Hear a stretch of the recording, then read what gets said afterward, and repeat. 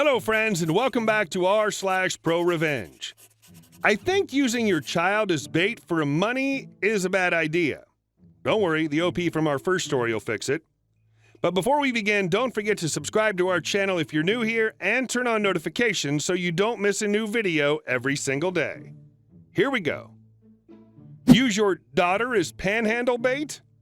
Okay. In a city I used to live in a couple years back, there was a nearby grocery market I frequented. This place attracted its fair share of beggars, but then a mom started showing up with her 10-year-old daughter. They'd tell everyone passing by that they were homeless and had no money.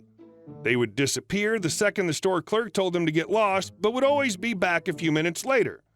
The little girl was especially good at guilt-tripping the hell out of people. They'd often try to insist on cash, but would take groceries. We had a resident homeless person named Omar that lived on our block. Let's just say he was controversial, but had lived on the block for over a decade, so people didn't mind him much. One night, while BSing with the neighbors, with Omar hanging around, Omar let us know that the mom-daughter pair weren't actually homeless and lived a couple blocks away. I kind of figured, but Omar confirming this got me livid. I formed a plan to get these guilt-tripping nuisances gone. Next time I saw them at the market, I played ultra-dumb bleeding heart when they asked for money. The little girl started talking about how hungry she was. I asked for both their names, asked the little girl if she was in school, to which the mom said she couldn't afford to get bus fare to get her daughter there. That's when I discussed starting to get the Department of Human Services here to take care of her daughter and ensure the family gets food and make sure she was going to school. I got my phone out and started dialing the number for DHS. If DHS did get involved in a situation like that, there'd be a lot of paranoia that they would take the little girl away, and this phone call had the desired effects. The mom kept trying to tell me they were fine and they didn't need help like that while I was talking to the DHS operator. I told her I was a mandated reporter and required by law to assist this family in need. I made sure to mention their names as quickly as possible, and before I could finish, the mom was grabbing her daughter and virtually running out of the parking lot. I gave the operator what information I had on the family and hung up. I never saw them again at that market. And our second story. Fine, babe. I'll use my backup camera. I'm military and came on to orders to move from New York to Colorado. And right before our move, we traded in my old Pathfinder for a brand new Nissan Altima. And the wife convinced me to spend an extra $6,000 for the nav, touchscreen, and camera. We had a blast on our road trip, but tragedy struck on the last day when we were in Kansas. After stopping in Topeka, the next morning we walk out and load up the car.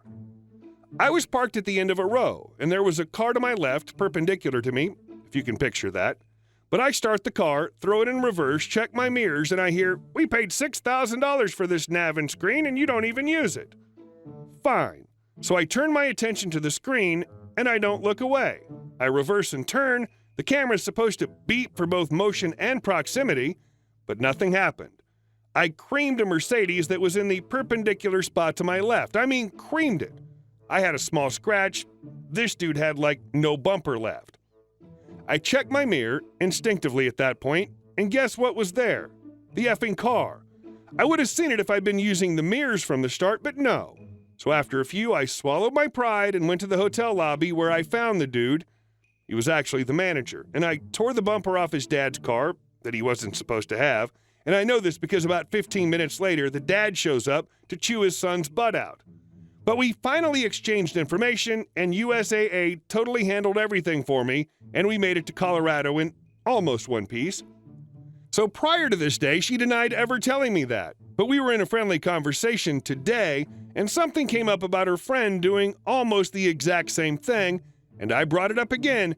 She laughed and said, "Yeah, I remember that. My bad." Girls, let the man use his mirrors. And guys, I did it. I finally did it. I effing won one. This was for all of you. Thanks for sharing this with me. Look, I know it's my fault for driving, but her comment came at me in such a judgmental way that my only response was to watch the camera to the most extreme. So take that as you will. Backup cams work great within limits, but they aren't a substitute for using your mirrors and turning around and looking. And our next story. Don't want me to serve you? No problem. So for a backstory, I work in a bakery in a medium-sized grocery store. Apart from baking and slicing and packaging breads, pies, and other pastries, I also have to clean all the dishes and clean my department floors when I work the closing shifts. A mid-shift worker also helps with the responsibilities until their shift ends, along with the department manager, who usually leaves a couple hours after my shift starts. A few weeks ago when I was working, I came from the back where we wash our dishes to help this lady, we'll call her B, who was standing nearby our counter by the bread slicer with an attitude. I'm assuming she was mad because she had to wait because the mid-shift worker was busy with another customer. I came over and she tossed the bread on the counter and just said, "Slice this." Rough day, no problem. I just want to get her out of here, so I politely say, "Yes, ma'am," and grab a pair of gloves and start to put them on. B: "You're not going to wash your hands?" Me: "Oh, no, ma'am. I already washed them before I came out here." B: "Bullcrap. I don't want you to touch my bread with those nasty A hands." Me: "I mean, I can wash them again if you want." B: "You know what? Don't bother." B then goes to another department and asks our department manager, and then starts yelling at him in front of the bakery and other people, pointing at me, saying that I don't wash my hands and that I'm disgusting, and ends up calling me a cracker. How outdated. My manager tries to calm her down and ends up washing his hands and cutting her bread to make her leave.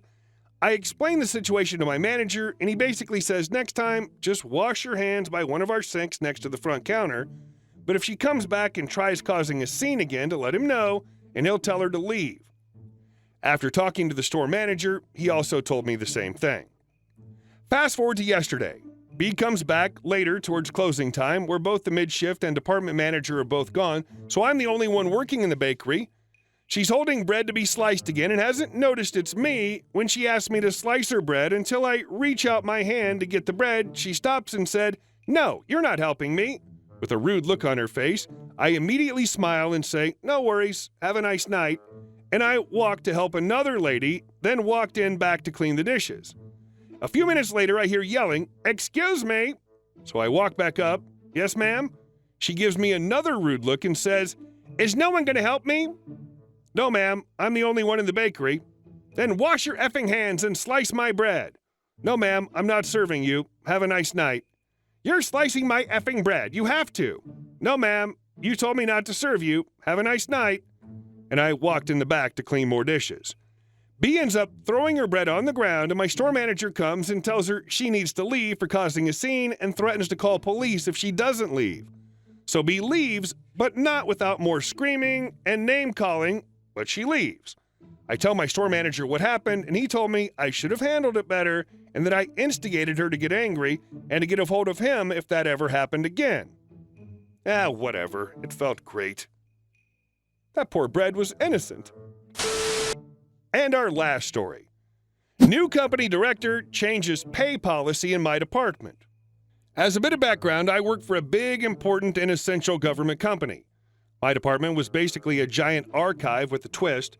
All of us working there were trained archivists, but we were also responsible for all the documentation that was required by and from various contractors or other departments. Permits, city or building schematics, maps, you name it. It might seem like we were overworked, but you couldn't be more wrong. We had a great boss, everyone was on a first-name basis, friendly atmosphere, inadequate to the amount of work done, but still a pretty good pay. It was perfect. If you ever work for the government, then you know when the county elections end and a new governing body is elected, you can expect a change will be coming to your workplace. The change came upon our company in the form of a new director.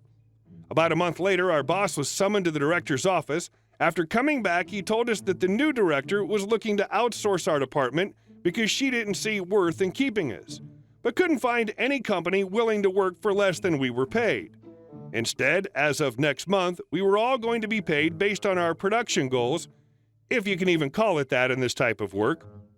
Basically, she increased our goals by 10%, leaving us with the same base pay, but if any of us failed to meet the new goal, we'd lose a percentage of our pay for that month, equal to the missing work. On the other hand, if we did more, we were paid more. Now the compliance. As I've told you before, we had a great boss. We weren't working at 100% capacity. We were doing our job on time. No one ever complained. We were praised and all that, but we were never going at it with full force because we'd run out of work to do. Also worth noting, summer and winter were the busiest periods. It was mid-spring when our boss proposed a genius plan.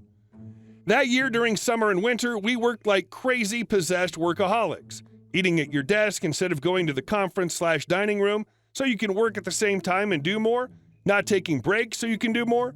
Someone needed some documentation or schematics and we had until next week to procure them. Sure, you'll get it tomorrow. You get the gist.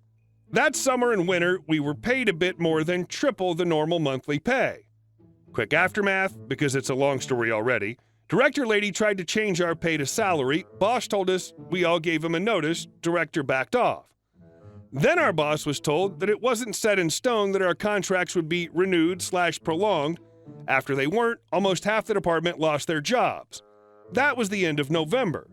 Director was under fire even before that situation with us because she had made a lot more interesting decisions and was wholly unqualified for the position. But you know, connections. Director was replaced by someone competent. We got our jobs back in January, salaried again, but with double the pay we had before, and some other good changes. Director lady didn't fit in with our company, and she was soon let go. I like the part where you're a government agency, but you thought we might think you'd be overworked. I had a good laugh. Hey guys, thank you all for watching the video. I'll see you in the next one.